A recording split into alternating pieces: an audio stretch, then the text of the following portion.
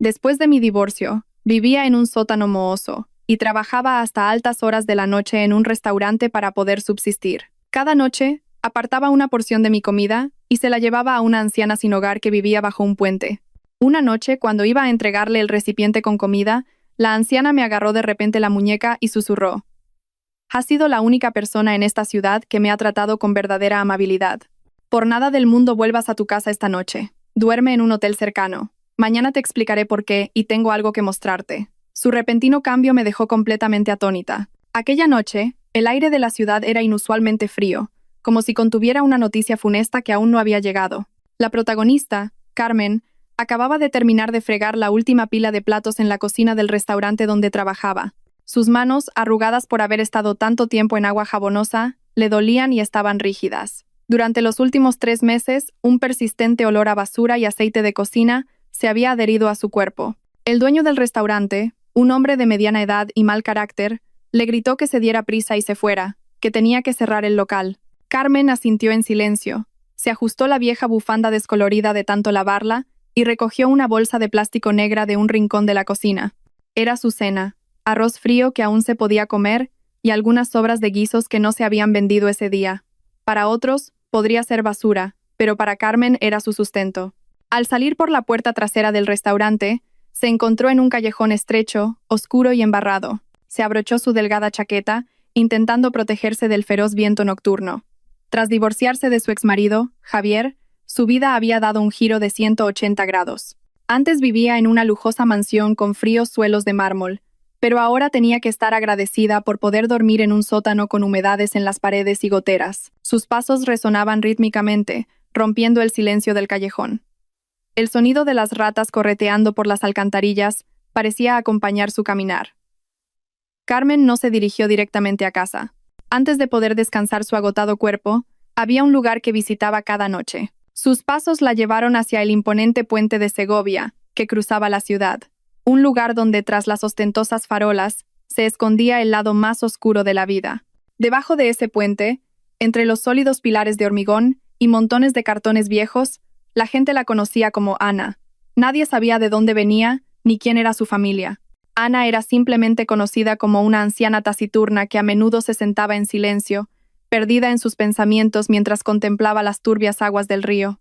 Carmen la conoció por primera vez cuando la echaron de casa de Javier. En aquel entonces, Carmen estaba sentada a la orilla del río, llorando, y Ana, sin decir una palabra, le ofreció la mitad de un panecillo seco.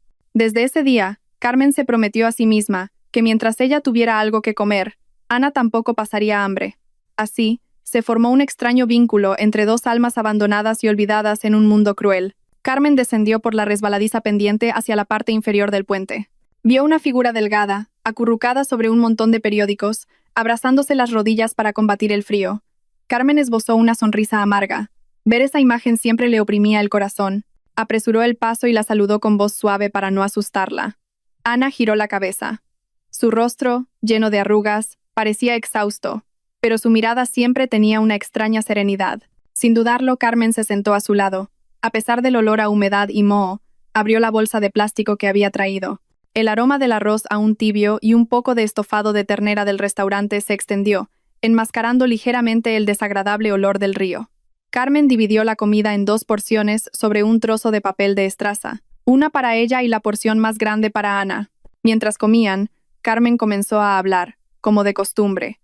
Para ella, que no tenía a nadie en quien apoyarse en este mundo, Ana era la única persona con la que podía desahogarse. Sus padres habían fallecido hacía mucho tiempo, y sus amigos se habían distanciado después de que se casara con el posesivo de Javier, y desaparecieron por completo cuando se empobreció. Carmen le habló de sus piernas hinchadas por estar de pie sin descanso durante 10 horas, de un cliente que le había gritado por tardar en limpiar una mesa, y de las sombras del pasado que aún la atormentaban. Revivió el dolor de cuando Javier le tiró sus maletas a la calle, gritándole que era una vergüenza. Javier le había pedido el divorcio simplemente porque Carmen se negó a exhibirse con un vestido provocativo en una de sus reuniones de negocios. Para Javier, su esposa era un mero adorno para presumir, y Carmen fue tratada como un adorno anticuado y sin atractivo. Carmen tragó con dificultad un bocado de arroz al recordar el rostro de la mujer que ahora ocupaba su lugar, Valeria. Valeria era todo lo que Javier deseaba: bella, sofisticada, extrovertida y del mismo círculo social que él. Valeria solía ir a propósito al restaurante donde trabajaba Carmen para presumir de su nuevo bolso de diseño o para lanzarle unos céntimos como propina con una mirada de desprecio. Con la voz temblorosa, Carmen le confesó todo esto a Ana. Sentía que era injusto. Durante sus 5 años de matrimonio, se había esforzado por ser una esposa sumisa y devota. Sirvió a Javier con sinceridad. Le cocinó sus platos favoritos y mantuvo la casa impecable. Pero todo eso no significaba nada para Javier en comparación con la riqueza mundana y la vanidad.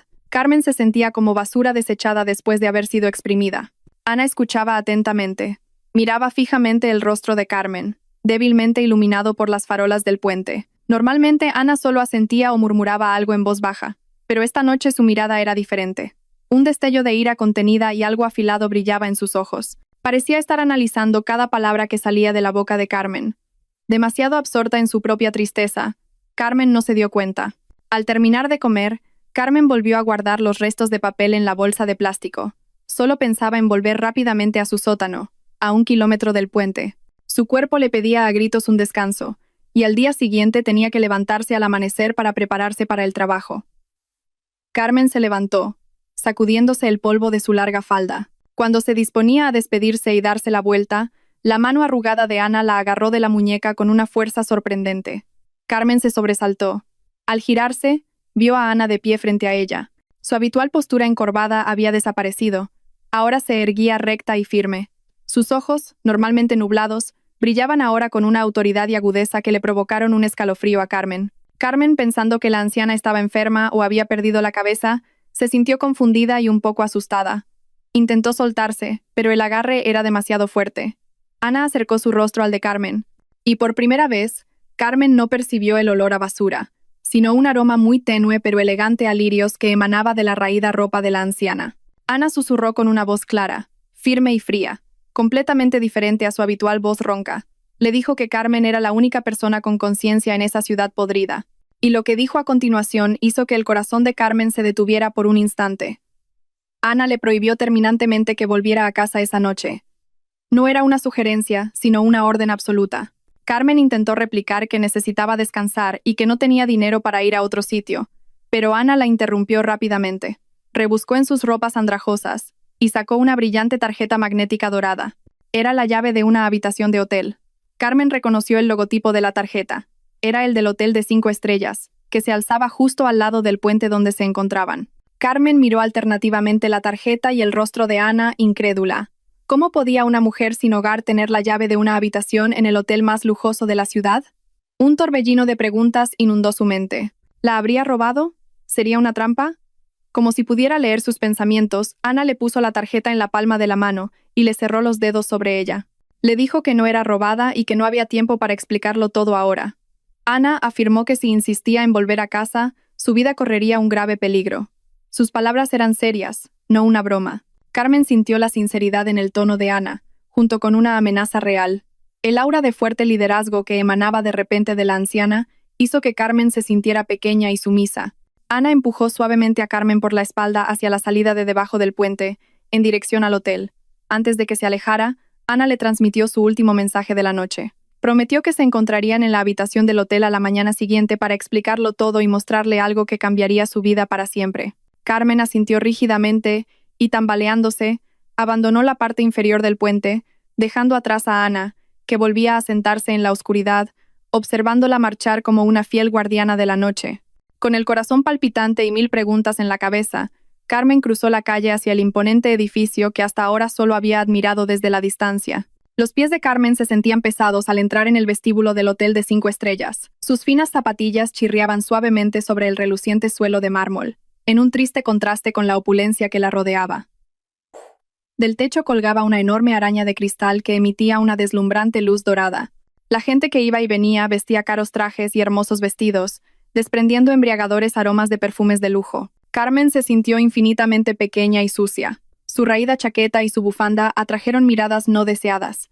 Varios huéspedes la miraron con asco, como si fuera un germen perdido en un palacio real. Un guardia de seguridad en la entrada principal dio un paso hacia ella, con la intención de echarla, pero se detuvo al ver la tarjeta dorada que Carmen apretaba en su mano derecha. Con la cabeza gacha, Carmen se dirigió al mostrador de recepción, hecho de un elegante granito negro. Su corazón latía con fuerza.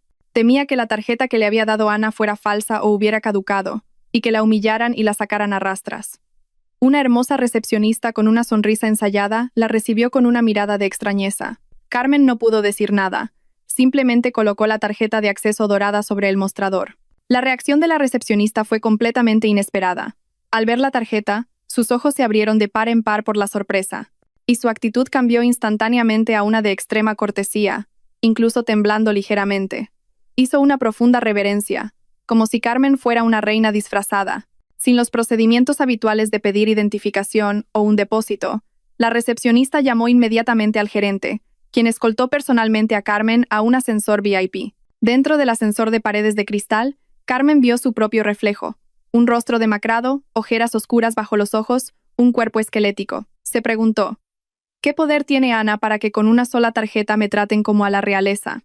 El gerente que la acompañaba sonrió cortésmente sin decir mucho, y la condujo a una lujosa suite en el último piso. Cuando la puerta se abrió, Carmen se quedó boquiabierta. La habitación era más grande que todo su sótano. Había una sala de estar con sofás de cuero suave, una cama enorme con sábanas de seda blanca, y un gigantesco ventanal que ofrecía una vista nocturna de toda la ciudad desde las alturas.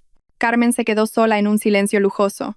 No se atrevía a tocar nada, temiendo ensuciar los costosos muebles con sus manos ásperas. Finalmente, el cansancio venció al miedo. Carmen se quitó la chaqueta y se lavó la cara en el lavabo del baño, cuyos grifos eran de oro. El agua tibia en su rostro se sintió refrescante. Sacó un pañuelo viejo que siempre llevaba en su bolso y preparó un lugar para rezar. En medio de este extraño lujo, solo la oración podía calmarla y mantenerla con los pies en la tierra. Mientras hacía una larga y profunda reverencia, Carmen rompió a llorar, volcando toda su confusión y miedo ante Dios. Rezó fervientemente pidiendo protección y guía ante los extraños acontecimientos que le habían ocurrido esa noche. Después de rezar, Carmen se sentó en el borde de la cama, mirando a través de la gran ventana sin cortinas.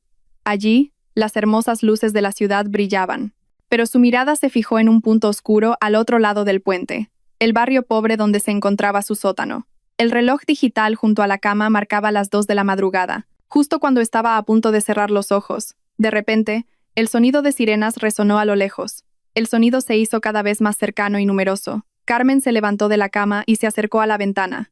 A lo lejos, su corazón se detuvo al ver llamas rojas que se elevaban hacia el cielo desde la ubicación de su barrio. El fuego, como en una danza frenética, devoraba en un instante los edificios semipermanentes de madera y contrachapado. Carmen apoyó las palmas de las manos en el frío cristal de la ventana. Sus ojos se abrieron de par en par por el horror. Reconoció el lugar del incendio. Era la hilera donde estaba su sótano. Más específicamente, el fuego parecía haberse originado en su habitación y extenderse a los edificios vecinos. El cuerpo de Carmen temblaba violentamente.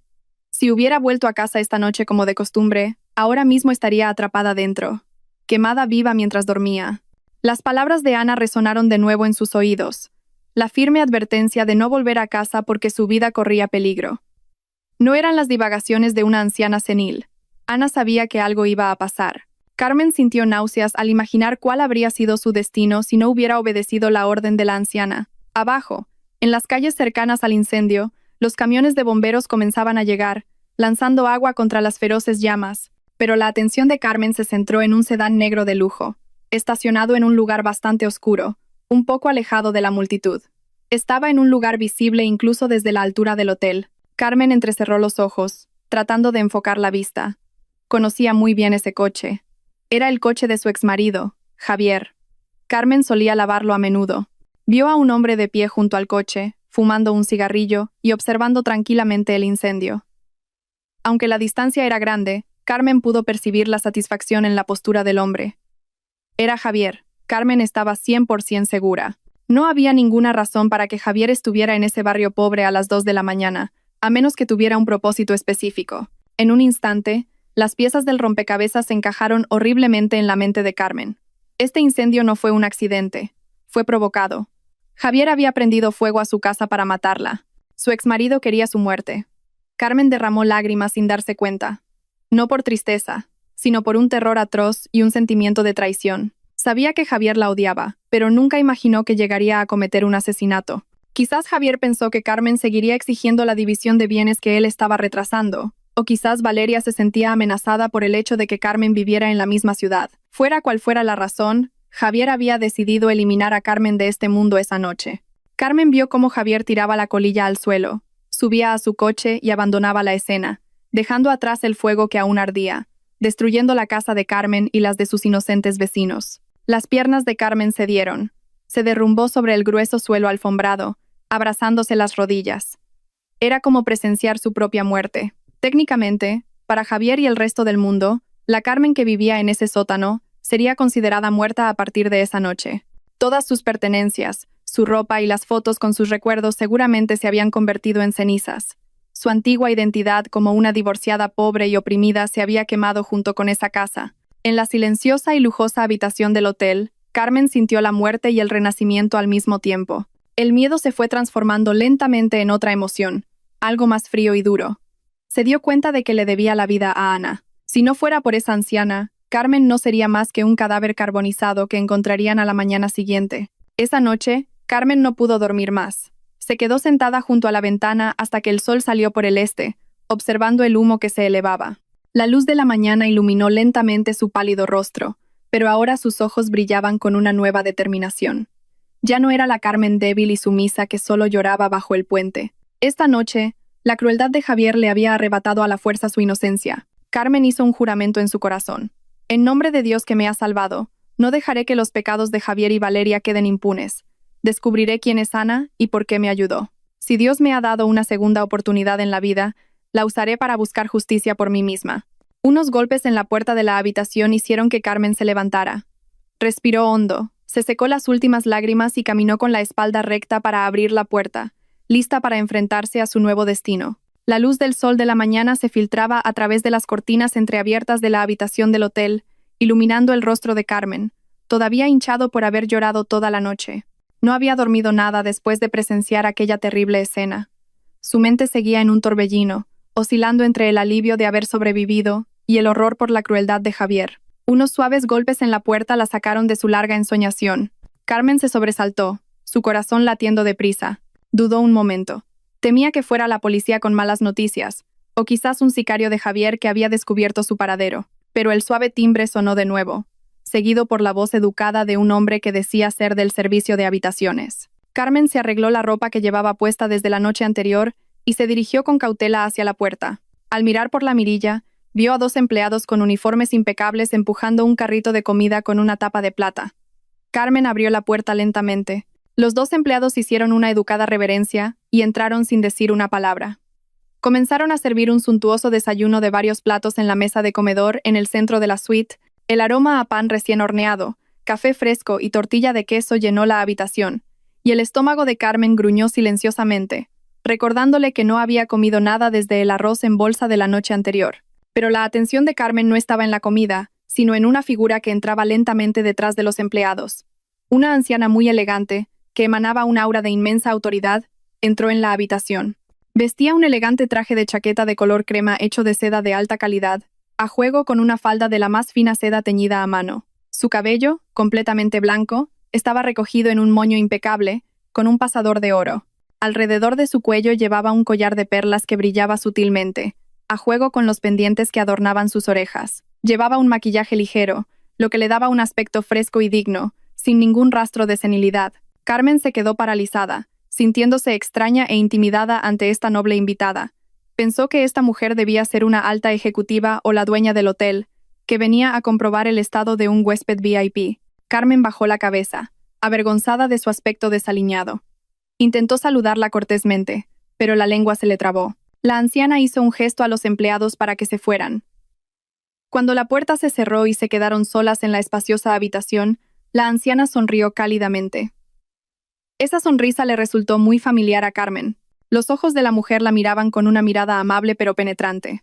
Era la misma mirada que tenía la anciana sin hogar de debajo del puente. Carmen abrió los ojos como platos y se tapó la boca con la mano, asombrada. Se esforzó por encontrar en el rostro de la elegante mujer que tenía delante algún rastro del rostro andrajoso y sucio de Ana, y lo encontró. La mandíbula decidida y un pequeño lunar cerca de la barbilla eran inconfundibles. La mujer se acercó y le puso suavemente las manos en los hombros. La saludó con su voz original, digna, y le preguntó si había dormido bien. Carmen seguía sin poder hablar. Su cerebro intentaba procesar el drástico cambio que tenía ante sus ojos. ¿Cómo podía la anciana sin hogar con la que compartía las sobras cada noche ser la dama aristocrática que estaba de pie frente a ella ahora? Ana, viendo la confusión de Carmen, se rió en voz baja y la llevó a sentarse en el sofá. Sirvió té verde caliente en una taza de porcelana y se la ofreció a Carmen. Y entonces Ana, con la calma de quien cuenta un cuento para dormir, comenzó a explicarlo todo. La historia que contó era una realidad impactante. Se presentó como Ana María Torres, la única propietaria del Grupo Sol, un conglomerado masivo con intereses en el sector inmobiliario, hoteles y minería. Al oír ese nombre, Carmen casi se atraganta con el té.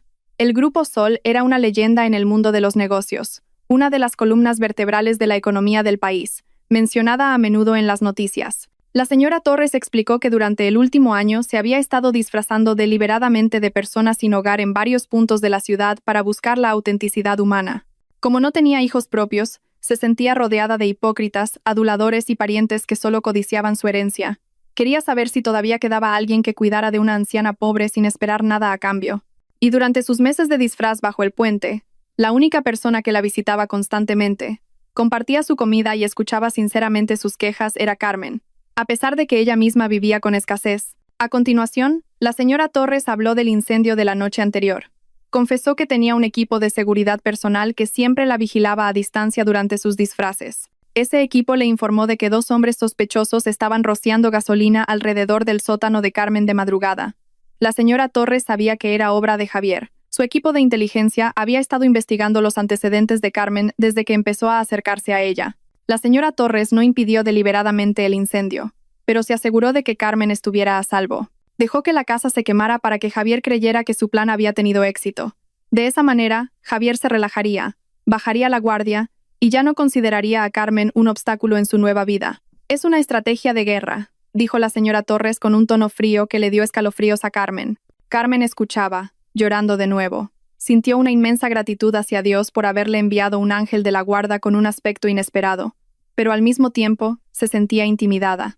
Preguntó por qué alguien tan importante como la señora Torres se tomaría la molestia de salvar a una divorciada pobre como ella. La señora Torres la miró fijamente y luego colocó un grueso fajo de documentos sobre la mesa de mármol que tenían delante.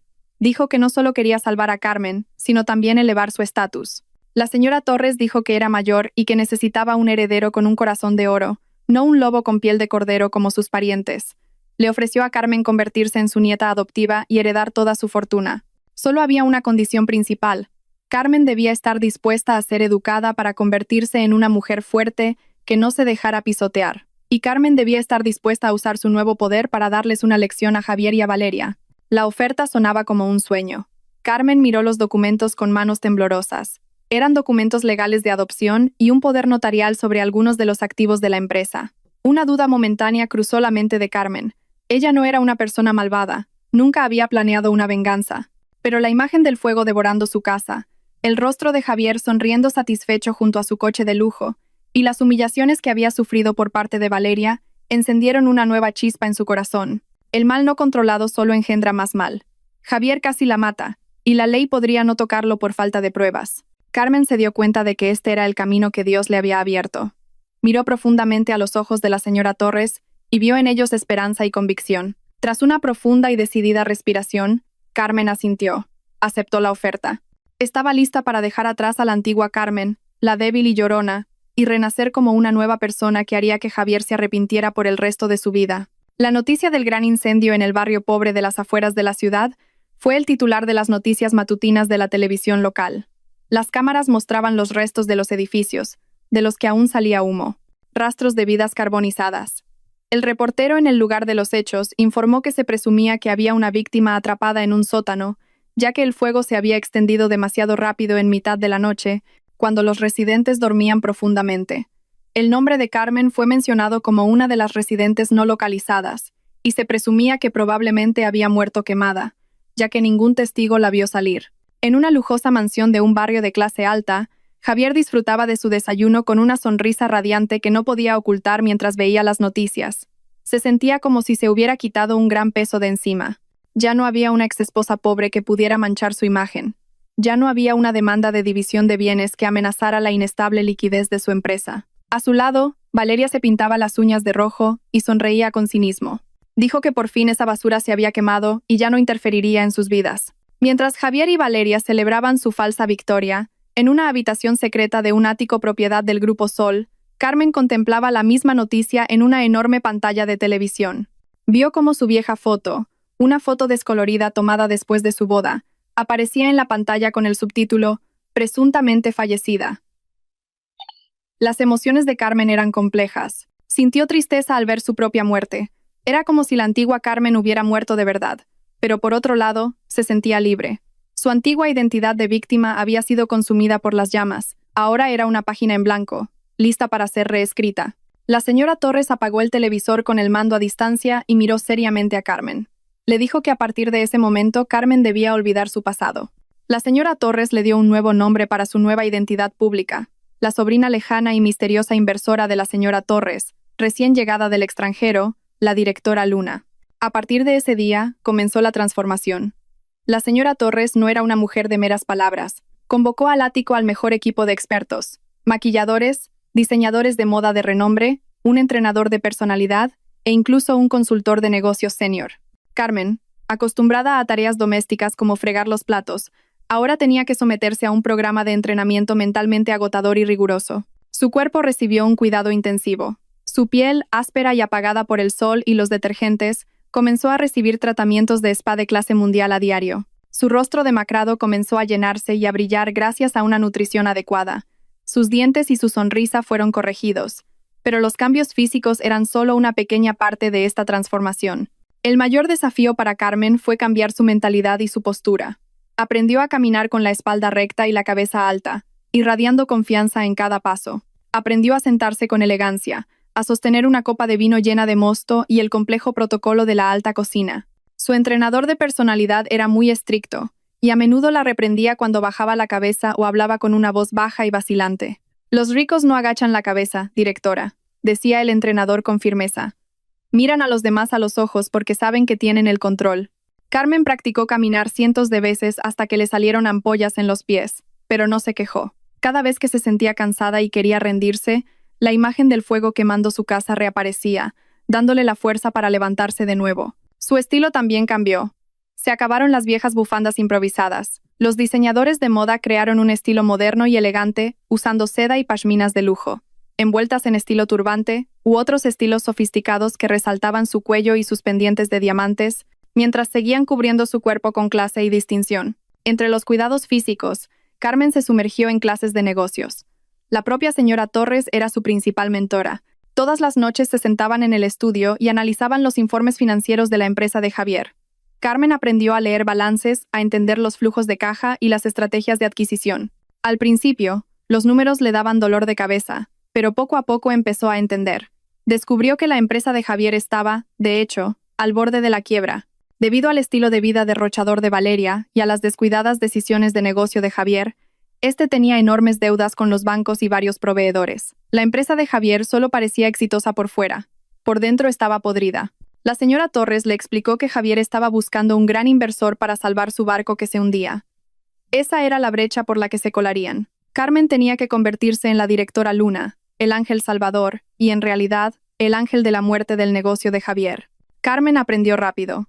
Su inteligencia, reprimida por la pobreza y la presión de su matrimonio, comenzó a brillar. Memorizó cada detalle de los proyectos de Javier, sus debilidades de gestión e incluso los pequeños escándalos que podían ser explotados. Carmen aprendió a hablar con un lenguaje de negocios directo, agudo y estratégico. Entrenó su tono de voz para que sonara frío y amenazador, eliminando cualquier acento o forma de hablar rústica que Javier solía ridiculizar. Practicó durante horas frente al espejo, hablando con su propia sombra, entrenando una mirada que pudiera desnudar y asustar a su interlocutor. Pasaron 2 semanas y llegó el día de presentar la nueva identidad de Carmen. La señora Torres le dijo a Carmen que se preparara en el vestidor. Carmen se puso un traje de chaqueta de mujer de color negro intenso, perfectamente entallado, que abrazaba su cuerpo a la perfección. Su pañuelo, de satén dorado oscuro, estaba envuelto de forma impecable y elegante. Un maquillaje con un labial atrevido le daba un aspecto decidido. Llevaba unas gafas de sol de gran tamaño de una marca famosa para ocultar parte de sus ojos, añadiendo un aire de misterio. Carmen se paró frente a un gran espejo de cuerpo entero. Apenas reconoció a la mujer que le devolvía la mirada. La mujer del espejo no era la Carmen que fregaba platos. Esa mujer era poderosa, rica y parecía peligrosa. La señora Torres entró en el vestidor y sonrió satisfecha al ver su obra. Le entregó a Carmen un bolso de piel de cocodrilo de edición limitada. La señora Torres dijo que hoy era el primer día de casa. La secretaria de Javier acababa de enviar una propuesta solicitando una reunión con un representante del Grupo Sol. La señora Torres ya había dispuesto que la reunión tuviera lugar al día siguiente en un lugar muy específico elegido por la propia Carmen. Carmen tomó el bolso, se miró una vez más y esbozó una leve sonrisa. No era la dulce sonrisa de la antigua Carmen, sino la sonrisa fría y calculadora de la directora Luna. Estaba lista. Estaba lista para enfrentarse a Javier. No como la esposa abandonada, sino como la mujer que tenía el destino de su exmarido en la punta de sus dedos. La transformación de la reina era completa, y el hermoso drama de la venganza estaba a punto de comenzar. El frío viento de la tarde barría el cementerio, arrastrando las hojas secas esparcidas entre las lápidas. El cielo, de un gris intenso, presagiaba una inminente tormenta. Javier esperaba impaciente cerca de la entrada, mirando constantemente su caro y brillante reloj de pulsera. Maldecía en voz baja a su secretaria por concertar una reunión de negocios en un lugar tan extraño. Sus relucientes zapatos de cuero, ahora manchados de barro, lo irritaban aún más. Pero no tenía otra opción. Su empresa estaba al borde del abismo. Las deudas se acumulaban y necesitaba una inyección de capital lo antes posible. La misteriosa inversora del Grupo Sol, conocida como la directora Luna, era su última esperanza. Se rumoreaba que era muy excéntrica y difícil de contactar. Así que, aunque la directora Luna quisiera reunirse en un cementerio, Javier tenía que acatar sus exigencias por los cientos de millones de euros prometidos. Una larga limusina negra entró lentamente en el cementerio, rompiendo la quietud del lugar de descanso final. El coche se detuvo exactamente a 10 metros de Javier. Un chofer uniformado bajó y abrió rápidamente la puerta trasera. El corazón de Javier latía con fuerza. Se apresuró a arreglarse el traje y a poner su mejor sonrisa. La misma sonrisa falsa que siempre usaba para engañar a sus clientes. Del interior del coche salieron un par de piernas largas con tacones altos negros. La figura de la mujer se irguió, emanando un aura de elegancia imponente. Llevaba un vestido largo de color negro intenso, que se ajustaba perfectamente a su cuerpo, cubierto por un abrigo grueso de aspecto muy caro. Su cabeza estaba cubierta con un pañuelo negro estilo turbante moderno, y la mitad de su rostro estaba oculta por unas grandes gafas de sol negras. La mujer, la directora Luna, se acercó con paso lento pero decidido.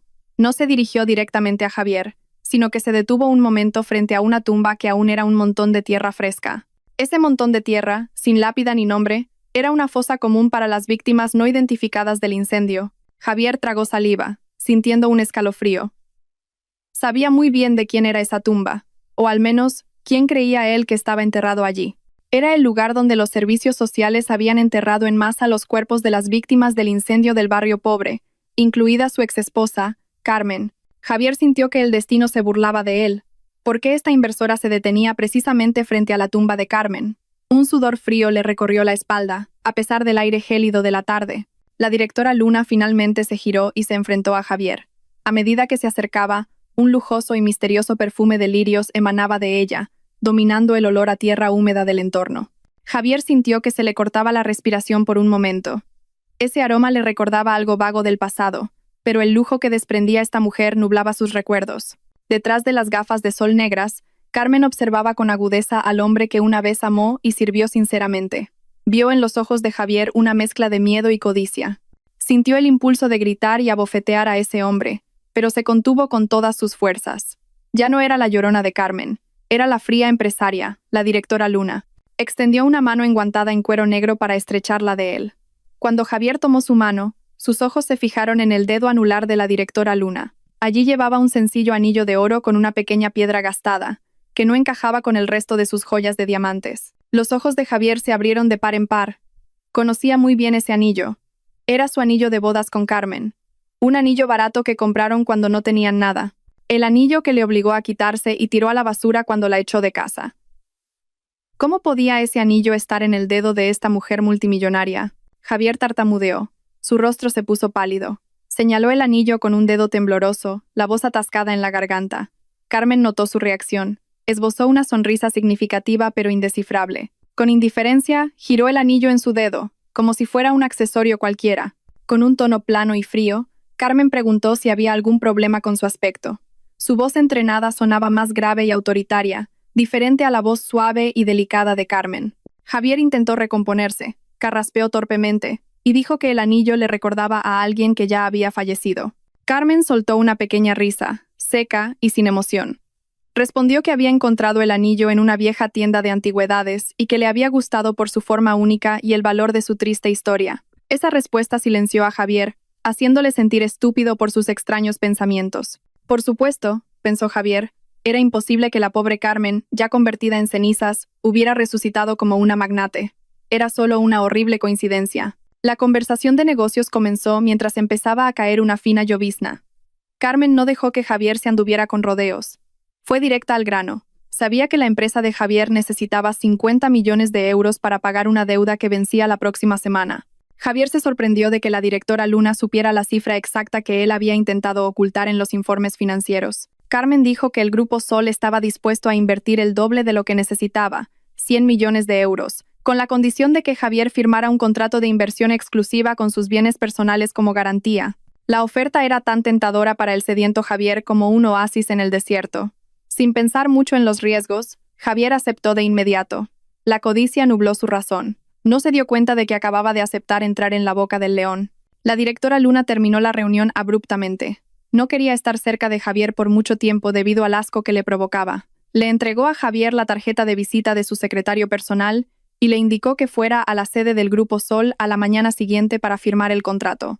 Antes de volver a subir a su lujoso coche, Carmen echó un último vistazo al montón de tierra roja. En su mente, se despidió de la antigua Carmen. A partir de hoy, la débil Carmen estaba realmente muerta y enterrada allí. Lo que quedaba era la directora Luna, lista para destruir lentamente la vida de Javier. El coche se marchó, dejando a Javier solo en el cementerio cada vez más oscuro. Sonrió estúpidamente, imaginando los 100 millones de euros que pronto entrarían en su cuenta, sin darse cuenta de que era el dinero para el funeral de su propio negocio. Al día siguiente, Javier entró con paso seguro en el rascacielos del Grupo Sol. Llevaba su mejor traje, el pelo peinado impecablemente, y se había echado una cantidad excesiva de un perfume caro para ocultar su nerviosismo. El edificio era el símbolo del poder y la riqueza que tanto había anhelado. Suelos de mármol, paredes de cristal y cuadros abstractos valorados en miles de millones decoraban el vestíbulo central. Javier sentía que pertenecía a ese lugar, que merecía ser parte de la élite.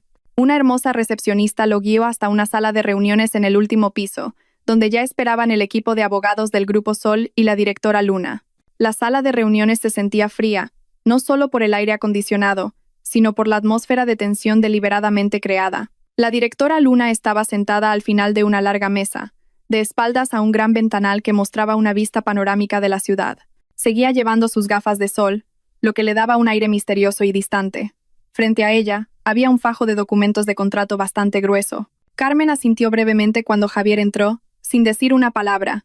Dejó que el abogado llevara la conversación. El abogado, un hombre mayor de rostro severo, explicó las cláusulas del contrato con una voz monótona pero rápida. Javier, ya con la mente puesta en derrochar el dinero y pagar sus deudas, no prestó mucha atención a los detalles. Solo escuchó los puntos que le favorecían: la inyección de 100 millones de euros, el acceso a la red de negocios del Grupo Sol y la oportunidad de expansión internacional. Cuando le pusieron los documentos delante, Javier cogió la pluma de oro que le ofrecieron. Su mano temblaba ligeramente de emoción. El abogado le recordó que leyera las cláusulas relativas a la garantía y las penalizaciones por demora, pero Javier, con arrogancia, apenas les echó un vistazo. Estaba seguro de que con tanto dinero, su empresa se recuperaría pronto, así que no tenía que preocuparse por el incumplimiento. No vio una pequeña cláusula, impresa en una letra ligeramente más pequeña que el resto en la última página. La cláusula decía: si la segunda parte, Javier, no realiza el primer pago de la cuota exactamente un mes después de la fecha de desembolso de los fondos, la propiedad de todos los activos de la empresa y los bienes personales registrados, incluyendo la vivienda residencial, los vehículos y los terrenos, se transferirá automáticamente a la primera parte, Grupo Sol, sin necesidad de un proceso judicial. Era la trampa mortal, preparada con sumo cuidado por Carmen y la señora Torres. Con una amplia sonrisa, Javier firmó sobre el sello. El sonido del rasguño de la pluma sonó muy fuerte en los oídos de Carmen, como el sonido de una sentencia de muerte dictada por el propio condenado. Carmen contuvo la respiración por un momento, y luego exhaló lentamente. El pez había picado el anzuelo. Javier acababa de hipotecar toda su vida, incluida la lujosa casa donde vivía con Valeria, la misma casa que una vez construyó con sudor y lágrimas junto a Carmen, la misma casa de la que Carmen fue expulsada a la fuerza. Ahora, esa casa estaba técnicamente en las manos de Carmen. Tras la firma, Carmen se levantó y estrechó brevemente la mano de Javier. Su mano estaba fría como el hielo. Le dijo, «Enhorabuena», con un tono plano. Javier lo interpretó como profesionalidad. En realidad era una bienvenida al infierno. Mientras Javier estaba ocupado con los asuntos del contrato, Valeria estaba en su paraíso terrenal, el centro comercial más lujoso de la capital. Valeria caminaba como una celebridad, rodeada de empleados de las tiendas que cargaban sus bolsas de la compra. Al oír que Javier iba a recibir una gran inversión, Valeria perdió inmediatamente la cabeza. Compró bolsos de diseño por valor de cientos de miles, zapatos de tacón de edición limitada y joyas de diamantes.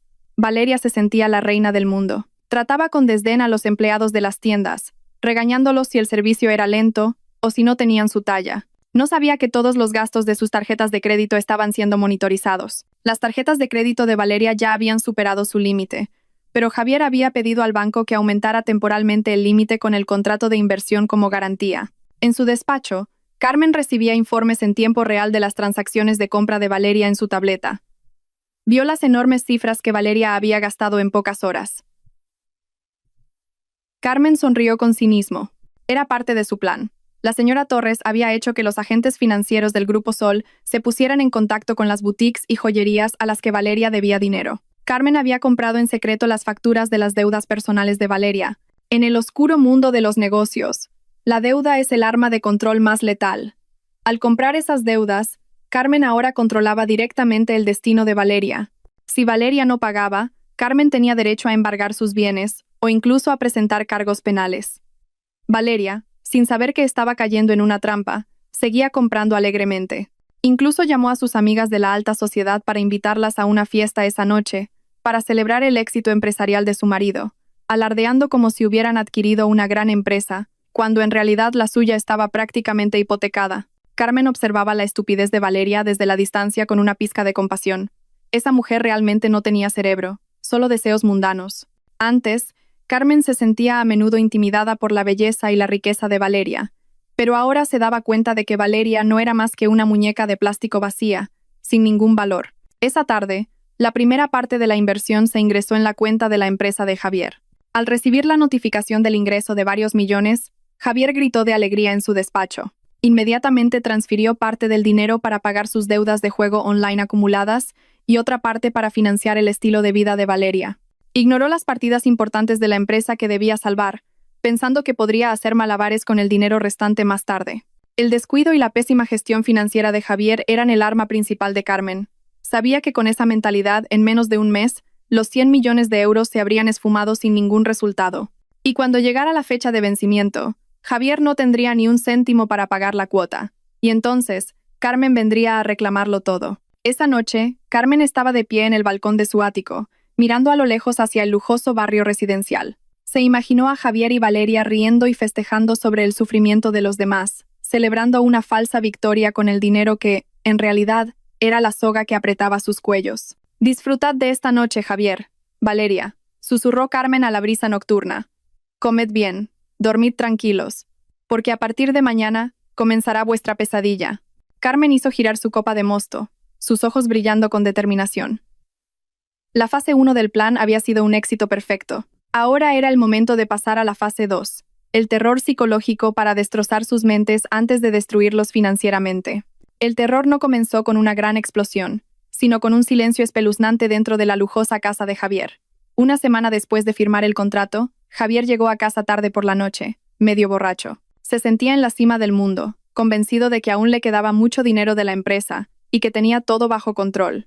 La gran casa estaba en silencio. Las empleadas domésticas ya estarían durmiendo en sus dependencias, y Valeria probablemente aún no había regresado de alguna fiesta de la alta sociedad. Javier subió tambaleándose las escaleras hacia el dormitorio principal.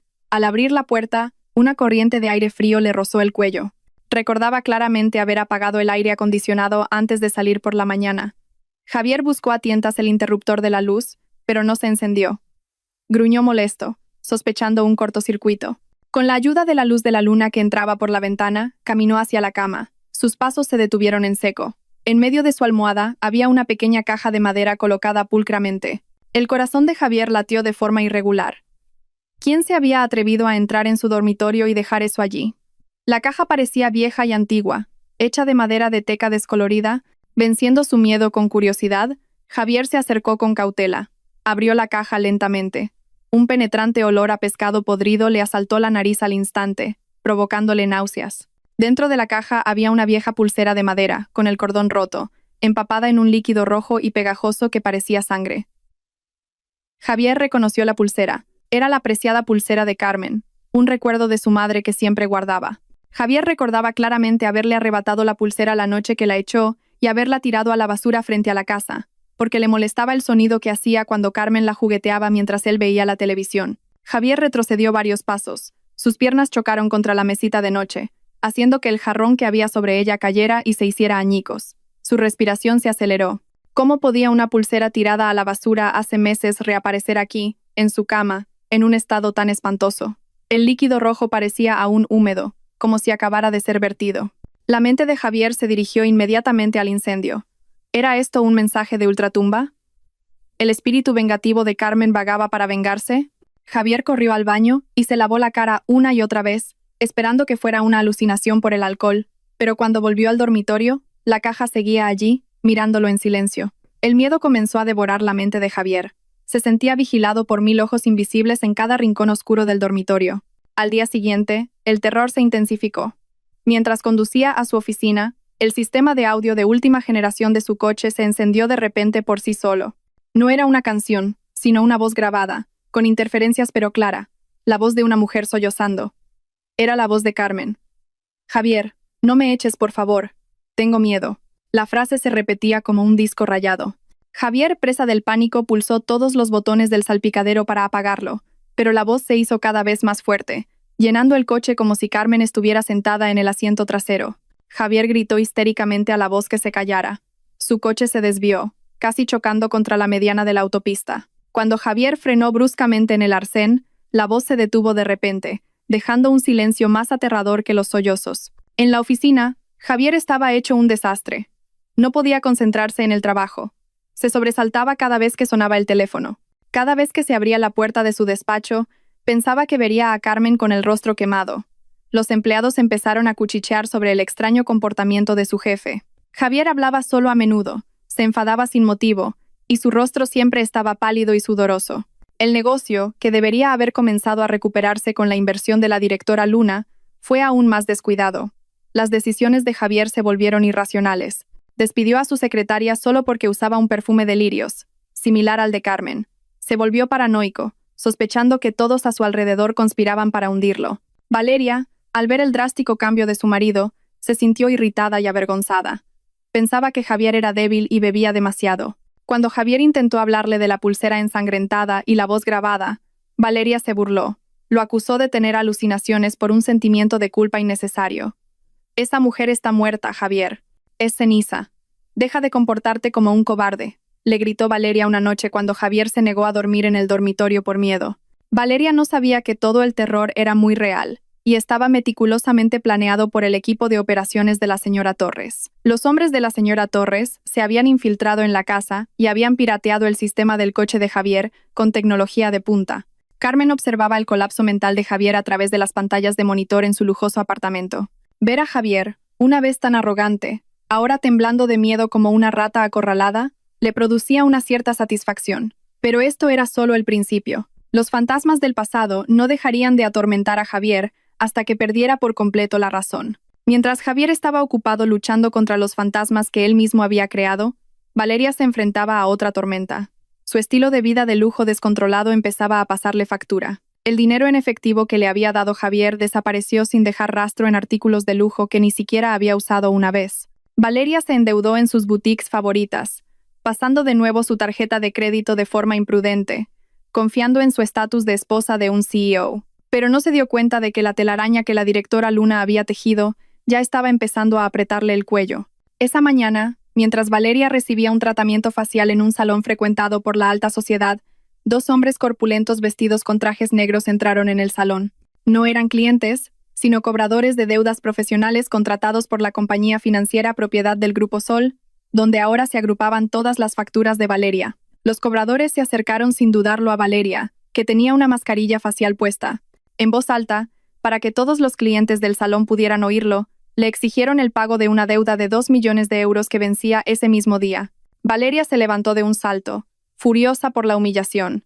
Les gritó a los hombres, diciéndoles que su marido era rico, con una inversión multimillonaria, y que sin duda pagaría. Pero los hombres, con calma, le mostraron una orden de embargo de bienes. Le dijeron que las tarjetas de crédito y las cuentas de Javier habían sido congeladas temporalmente debido a los indicios de impago de la primera cuota de la empresa. Valeria se puso pálida. Intentó llamar a Javier, pero el teléfono de su marido estaba apagado. En medio del pánico, sus amigas de la alta sociedad que estaban allí empezaron a cuchichear y a mirarla con desdén, la misma mirada que Valeria solía dirigir a los pobres. Expulsada del salón por armar un escándalo, Valeria volvió a casa con una rabia explosiva, solo para encontrar a Javier sentado en un rincón de la habitación, con la mirada perdida y una botella de alcohol en la mano. Valeria estalló, culpando a Javier por no gestionar bien el dinero y por dejar que los cobradores la humillaran. Javier, ya mentalmente inestable por días de terror, se defendió. La culpó de toda su desgracia. Es por tu derroche, por tu culpa estoy así. Tú me incitaste a odiar a Carmen. Se desató una violenta pelea. Objetos de valor volaron por la habitación, haciéndose añicos. En un arrebato de ira, Javier soltó sin querer que se arrepentía de haber quemado la casa de Carmen si iba a acabar atormentado por fantasmas. Valeria se quedó en silencio al oír esa confesión. Sabía que Javier era malvado, pero nunca imaginó que su marido fuera realmente un pirómano. Los problemas domésticos y las deudas de la pareja se extendieron rápidamente entre la élite de la capital. Esa noche, se celebraba un prestigioso evento benéfico al que asistían los principales directores ejecutivos. Valeria, aferrándose a su último ápice de orgullo, decidió asistir. Quería demostrar que seguía siendo alguien importante. Se puso su mejor vestido y las joyas de diamantes que aún no había pagado. Pero el ambiente de la fiesta le resultó frío. La gente se apartaba a su paso, como si la pobreza fuera una enfermedad contagiosa. Entre la multitud, Valeria vio a la figura que acaparaba toda la atención esa noche, la directora Luna. La misteriosa mujer estaba de pie con elegancia, rodeada de magnates que hacían cola para hablar con ella. La directora Luna llevaba un llamativo vestido granate y desprendía un innegable aura de poder. Desesperada, Valeria intentó acercarse a la directora Luna con la esperanza de pedirle un préstamo o ayuda, ya que su marido era su socio comercial. Cuando Valeria se acercó, la directora Luna se giró lentamente. En su mano sostenía una copa de zumo de granada de un rojo intenso. Valeria comenzó a quejarse, contando sus problemas con una actitud lastimera y fingida, buscando compasión. La directora Luna la escuchó impasible detrás de sus elegantes gafas de sol negras. Cuando Valeria terminó de hablar, la directora Luna esbozó una leve sonrisa, una sonrisa que heló la sangre de Valeria. «Qué lástima, señora Valeria. No hago negocios con morosos», dijo la directora Luna con voz gélida. De repente, varios guardias de seguridad del evento se acercaron. Resultó que la boutique a la que le debía las joyas que llevaba puestas la había denunciado por apropiación indebida de mercancía no pagada. Frente a cientos de invitados, la policía confiscó el collar y la pulsera de diamantes que llevaba Valeria. Valeria gritó y se debatió histéricamente mientras la policía la sujetaba por los brazos. Fue completamente humillada, despojada de todo su falso lujo.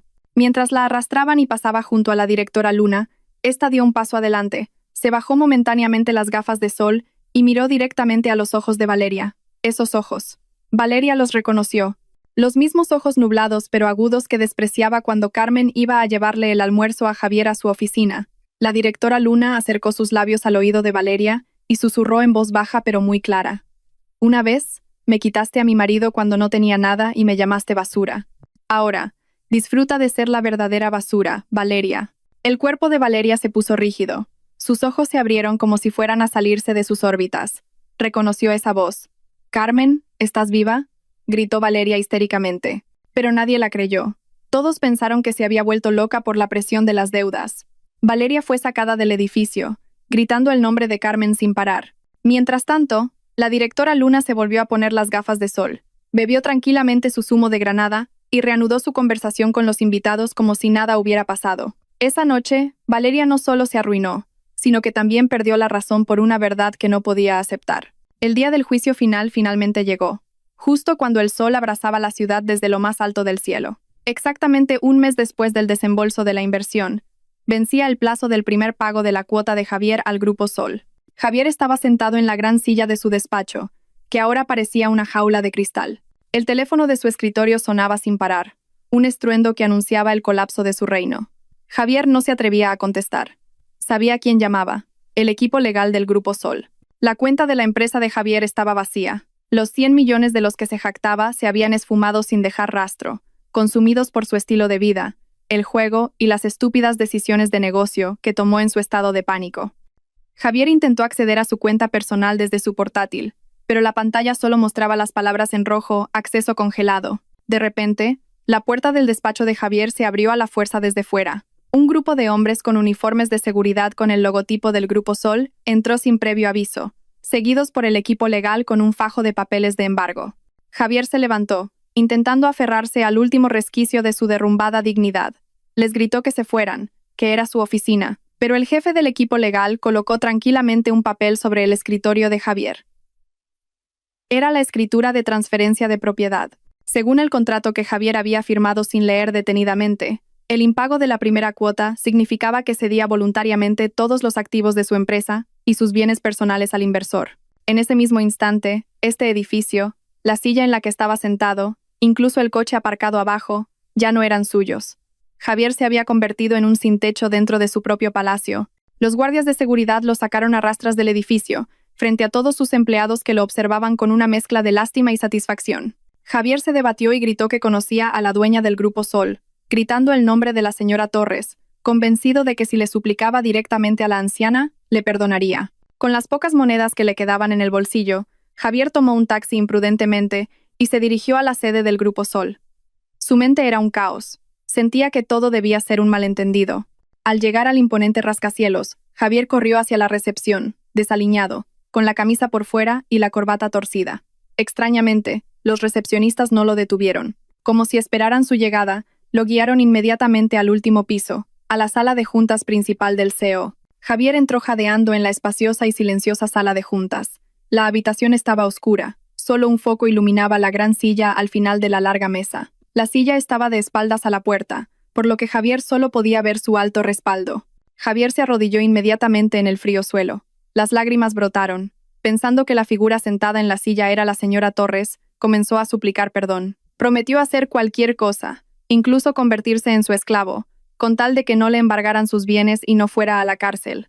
Lloriqueó, hablando de lo desgraciado que era su destino, de cómo había sido engañado por las circunstancias, sin darse cuenta en absoluto de su propia culpa. Una pequeña risa se oyó desde detrás de la silla. No era la risa vieja y ronca de una anciana, sino la risa fresca pero afilada de una mujer joven. La silla del CEO giró lentamente para enfrentarse a Javier. Javier levantó la cabeza, y en ese momento, el aire se le quedó atascado en la garganta. Sus ojos se salieron de sus órbitas. La figura sentada allí no era una anciana. Era una mujer joven y muy hermosa, con un brillante pañuelo de seda dorada que enmarcaba su rostro. Esta vez, no había gafas de sol que ocultaran su cara. Javier conocía cada parte de ese rostro: la nariz, los labios, los ojos. El rostro que una vez besó. El rostro al que una vez gritó. El rostro que creía convertido en cenizas por el fuego. «Hola, Javier. ¿Aún recuerdas a la esposa desafortunada que abandonaste?», lo saludó la mujer con una voz suave pero letal. Carmen se sentó elegantemente, mirando a Javier, que estaba paralizado en el suelo como si hubiera visto un fantasma. El cerebro de Javier hizo cortocircuito. No podía procesar la realidad que tenía delante. Carmen estaba viva. Carmen era la directora Luna. Carmen era la persona que había estado controlando su vida todo este tiempo. Todas las piezas del rompecabezas encajaron al instante. El terror fantasmal, la pulsera ensangrentada, la trampa del contrato, todo había sido un guión orquestado por la mujer que una vez consideró débil y estúpida. Javier intentó levantarse, pero sus piernas temblaban violentamente. Señaló a Carmen con una mano temblorosa, su boca abierta sin emitir sonido. Carmen se levantó de la silla y se acercó lentamente a Javier. El sonido de sus tacones resonaba en la silenciosa habitación, cada paso como el tic-tac de un reloj de la muerte para Javier. Carmen se irguió sobre Javier, que seguía de rodillas. Miró a su exmarido con una mirada fría, sin rastro de amor. Carmen dijo que no se estaba vengando, que solo le estaba devolviendo lo que él le había dado. Él le dio dolor, así que él recibió dolor. Él le dio pobreza, así que él recibió pobreza. Él intentó matar, así que él debía estar preparado para morir. Legalmente, Carmen le informó a Javier que el juego había terminado. Sus activos eran ahora oficialmente propiedad de Carmen, bajo el patrocinio del Grupo Sol. La casa, el coche, los terrenos, todo. Javier ya no tenía nada en este mundo, salvo la ropa que llevaba puesta. Consumido por la desesperación y la ira, Javier se abalanzó de repente para estrangular a Carmen. Pero antes de que sus manos pudieran tocar el borde del pañuelo de Carmen, dos guardaespaldas personales que se escondían en las sombras de la habitación se abalanzaron sobre Javier y lo arrojaron al suelo. El rostro de Javier fue aplastado contra la alfombra. Gimió de dolor. Carmen no se inmutó. Simplemente lo observó con indiferencia. Pulsó el botón del intercomunicador de la mesa de conferencias y llamó al siguiente invitado.